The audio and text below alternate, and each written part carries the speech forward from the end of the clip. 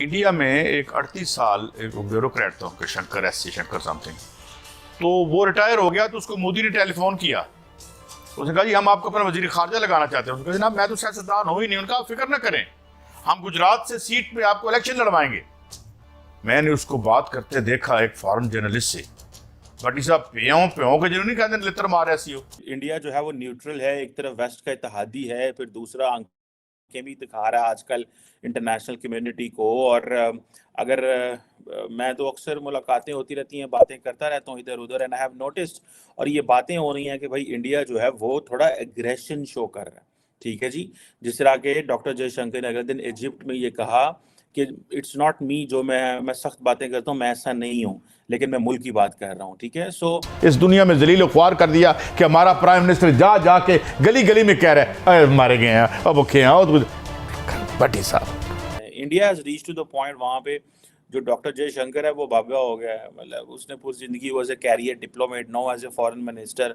उसको उसको जो है ना वो मोदी जी की आशीर्वाद है कि तुसी जनाब जुड़ जाया करो, जिथे जाने हो ना जुड़ जाओ, बी टफ। इन्होंने दिया क्या है शहरियों को? कुछ भी तो डिलीवर नहीं कर सके, कोई तो मसला ये हल नहीं कर सके। आते हैं रो धो के टीवी पर चले जाते हैं। तो इंडिया ने नॉन अलाइनमेंट की लाइन ली। ठीक है जी। एंड इंडिया इसमें बड़ा कामयाब रहा। और अभी आप देख रहे हैं कि जो इकोनॉमिक ब्लॉक्स बन रहे हैं, यूरोप की रीमिलिटराइजेशन हो रही है, इकोनॉमी को एज ए वेपन इस्तेमाल किया जा रहा है ताकि उनके जो एंड्स हैं वो अचीव हो सकें। सो बहुत कुछ हो रहा है इस सारे प्रोसेस के अंदर। अगर आप मैं देखूं, ये मैं I am just giving you global outlook. और इस सारे प्रोसेस के अंदर में देखें इंडिया जो है वो अपना क्या कर रहा है, वो अपनी एक डायरेक्शन नहीं सेट कर रहा है। मिसाल के तौर पे वो कह रहे हैं जी कि मेक इन इंडिया की बात हो रही है, जिसमें वो कहते हैं आत्मनिर्भर भारत जो है, ठीक है जी, जिसमें बेसिकली जो पीएम मोदी जो है वो foreign investment and self reliance पे फोकस करेगा। अब ये जो foreign investment and self reliance जो है, बेसिकली भारत की ये चीज जो ये रीशेप कर रही है उसकी फॉरेन पॉलिसी को। तो this is way make in India. ठीक है जी। आत्मनिर्भर भारत, ये वो कह रहे हैं कि ये हमने करना है। ठीक है जी। इंडिया जो है वो कभी माजी में हम तो सीधे सीधे वेस्ट के तहादी बन गए। इंडिया ने अभी भी न्यूट्रल पोजीशन ली है रशिया के ऊपर, यूक्रेन के ऊपर जो ली है। पाकिस्तान की पॉलिटिकल लीडरशिप ने इसके ऊपर न्यूट्रल पोजीशन लेने की कोशिश की, तो मिलिट्री एस्टैब्लिशमेंट ने कह दिया भाई हम न्यूट्रल पोजीशन नहीं ले सकते। और उन्होंने, अगर आपको याद हो, हमने पहले भी इसको डिस्कस किया है कि उन्होंने इसको कहा कि नहीं, हम रशिया की जो इन्वेजन है या जो उसको हम गलत समझते हैं। अब ये जारी बात है कि इंडिया जो है वो न्यूट्रल है, एक तरफ वेस्ट का इत्तेहादी है, फिर दूसरा आंखें भी दिखा रहा है आजकल इंटरनेशनल कम्युनिटी को। और अगर मैं तो अक्सर मुलाकातें होती रहती हैं, बातें करता रहता हूँ इधर उधर, एंड आई हैव नोटिस्ड, और ये बातें हो रही हैं कि भाई इंडिया जो है वो थोड़ा एग्रेशन शो कर रहा है। ठीक है जी। जिस तरह के डॉक्टर जयशंकर ने अगले दिन इजिप्ट में ये कहा कि इट्स नॉट मी, जो मैं सख्त बातें करता हूँ, मैं ऐसा नहीं हूँ, लेकिन मैं मुल्क की बात कर रहा हूँ। ठीक है। So the West is taking the cognizance of all this कि ये क्या कर क्या रहे हैं। उनको इनकी जरूरत भी है, लेकिन वो मजबूर फंसे भी हुए हैं। खैर इसी चीज का जारी बात है, स्टेट्स हमेशा फायदा उठाते हैं। अब ये जो कोल्ड वॉर की पॉलिसी थी नॉन अलाइनमेंट की, ये बेसिकली और रशिया के साथ जो इनकी मोहब्बत थी, अब चीज़ें बदलती नजर आ रही हैं। इंडिया ने अपनी पोजीशन जो जस्टिफाई की, उन्होंने कहा जी कि हम जो नेशनल इंटरेस्ट को देखेंगे, हम दुनिया की किसी आइडियोलॉजी में नहीं जाएंगे, हम जियो इकोनॉमिक को देखेंगे, और हम रियल पॉलिटिक्स से ऊपर जाना चाहते हैं। ठीक है जनाब। ये इन्होंने अमेरिकन को और बाकियों को कहा। अब ये जो चीज़ मैं आपको बता रहा हूँ कि ये अब जारी बात है वो और चीज में जा रहे हैं। अब इनकी देखें कि पिछली जो गवर्नमेंट थी, मोदी गवर्नमेंट जो है वो जारी बात है वो एक ग्लोबल साउथ की बात कर रही है।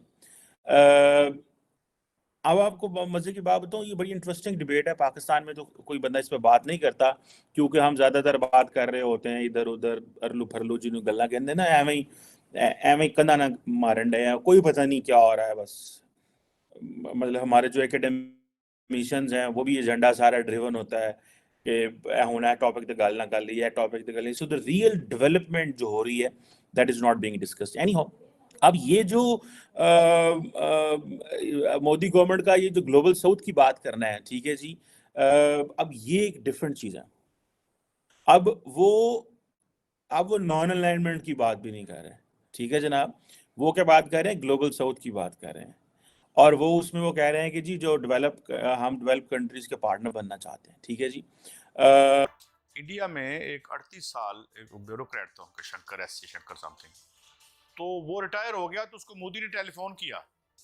उसने कहा जी हम आपको अपना वजीर खारजा लगाना चाहते हैं। उसने कहा जनाब मैं तो सियासतदान हो ही नहीं। उनका फिक्र न करें, हम गुजरात से सीट पे आपको इलेक्शन लड़वाएंगे। मैंने उसको बात करते देखा एक फॉरेन जर्नलिस्ट से, बटी साहब प्यों प्यों के जिन्होंने कहते लित्र मारे सी हो। उसकी क्या वजह थी? एक वजह यह थी कि वो सियासत को रिप्रेजेंट करता जिसके पास $550 बिलियन के फॉरेन एक्सचेंज रिजर्व है। तो गल करने की भी तमीज सी, पता चल रहा था कैरियर डिप्लोमेट था।